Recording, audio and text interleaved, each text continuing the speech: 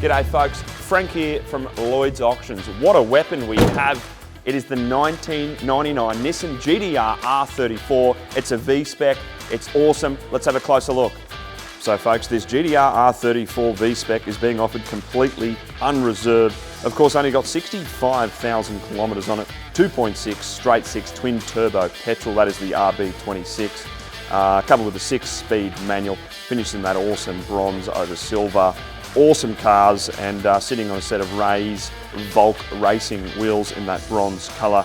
It is a hero car, JDM Classic, the V-Spec Series 1 being offered unreserved. As good as it gets, folks.